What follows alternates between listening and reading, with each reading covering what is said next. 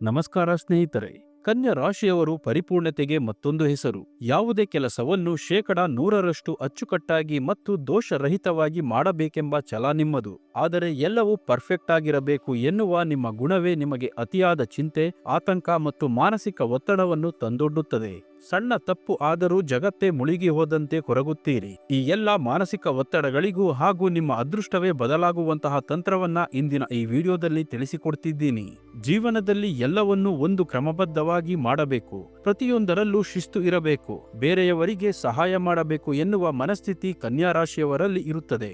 ಆದರೆ ನಿಮ್ಮ ಅತಿಯಾದ ವಿಮರ್ಶಾತ್ಮಕ ಸ್ವಭಾವದಿಂದಾಗಿ ನಿಮ್ಮನ್ನು ನೀವೇ ಮತ್ತು ಬೇರೆಯವರನ್ನು ಸದಾ ಟೀಕಿಸುತ್ತಾ ಇರುತ್ತೀರಿ. ಇದರಿಂದ ಸಂಬಂಧಗಳು ಹಾಳಾಗುತ್ತವೆ.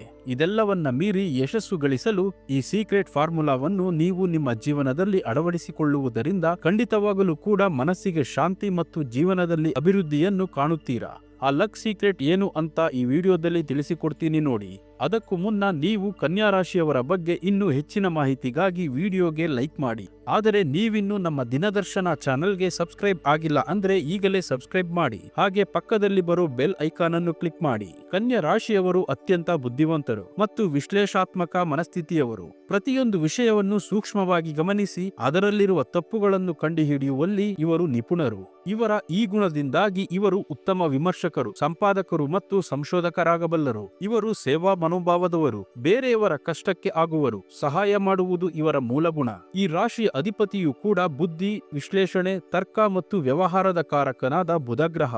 ಮಿಥುನ ರಾಶಿಗೂ ಬುಧನೇ ಅಧಿಪತಿಯಾದರೂ ಕನ್ಯಾ ರಾಶಿಯಲ್ಲಿ ಬುಧನ ಪ್ರಭಾವವು ಹೆಚ್ಚು ಪ್ರಾಯೋಗಿಕ ಮತ್ತು ಭೂಮಿಗೆ ಹತ್ತಿರವಾಗಿರುತ್ತದೆ. ಈ ಬುಧ ಗ್ರಹದ ಅಧಿಪತಿ ಸಾಕ್ಷಾತ್ ಶ್ರೀಮನ್ನಾರಾಯಣ. ಹಾಗಾಗಿ ಕನ್ಯಾ ರಾಶಿಯವರು ಮಹಾವಿಷ್ಣುವನ್ನು ಪೂಜಿಸುವುದರಿಂದ ಇವರ ಅತಿಯಾದ ಚಿಂತೆಯ ಸ್ವಭಾವ ಕಡಿಮೆಯಾಗಿ ಮನಸ್ಸಿಗೆ ಶಾಂತಿ ಲಭಿಸುತ್ತದೆ. ಕನ್ಯಾ ರಾಶಿಯವರ ಅತಿ ದೊಡ್ಡ ಸಮಸ್ಯೆ ಎಂದರೆ ಅತಿಯಾಗಿ ಯೋಚಿಸುವುದು. ಸಣ್ಣ ವಿಷಯವು ಇವರಿಗೆ ದೊಡ್ಡ ಪರ್ವತದಂತೆ ಕಾಣುತ್ತದೆ. ಭವಿಷ್ಯದ ಬಗ್ಗೆ ಅನಾವಶ್ಯಕ ಚಿಂತೆ ಮಾಡಿ ಈ ಸಮಯದ ಖುಷಿಯನ್ನು ಕಳೆದುಕೊಳ್ಳುತ್ತಾರೆ.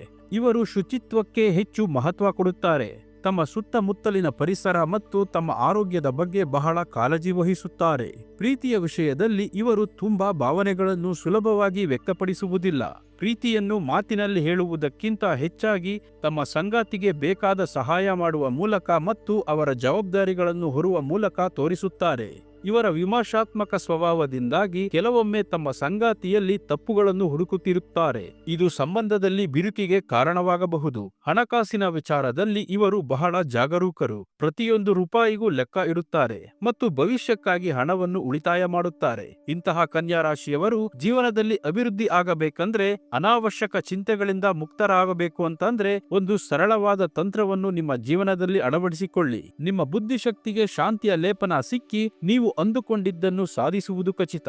ಹಾಗಾದರೆ ಈ ತಂತ್ರ ಏನು ಅಂದ್ರೆ, ಒಂದು ಹಸಿರು ಬಣ್ಣದ ವಸ್ತ್ರವನ್ನು ತೆಗೆದುಕೊಳ್ಳಬೇಕು. ಕನ್ಯಾ ರಾಶಿಯವರಿಗೆ ಹಸಿರು ಬಣ್ಣ ಬಹಳ ಶುಭಕರ. ಆ ಹಸಿರು ವಸ್ತ್ರದ ಮೇಲೆ 2 ಮಣ್ಣಿನ ಹಣತೆಗಳನ್ನು ಇಡಬೇಕು. ಅದಕ್ಕೆ ಸ್ವಲ್ಪ ಹಸುವಿನ ತುಪ್ಪವನ್ನು ಹಾಕಿ ದೀಪವನ್ನು ಸಿದ್ಧಪಡಿಸಿಕೊಳ್ಳಬೇಕು. ನೀವು ಪ್ರತಿ ಬುಧವಾರದಂದು ಶ್ರೀ ಮಹಾವಿಷ್ಣುವಿನ ದೇವಸ್ಥಾನಕ್ಕೆ ಭೇಟಿ ನೀಡಿ ಈ ಹಸಿರು ಬಟ್ಟೆಯ ಮೇಲೆ 2 ತುಪ್ಪದ ದೀಪಗಳನ್ನು ಹಚ್ಚಿ ಓಂ ನಮೋ ಭಗವತೆ ವಾಸುದೇವಾಯ ಎಂಬ ಈ ಮಂತ್ರವನ್ನು 11 ಬಾರಿ ಜಪಿಸಿ ಪ್ರಾರ್ಥಿಸಬೇಕು.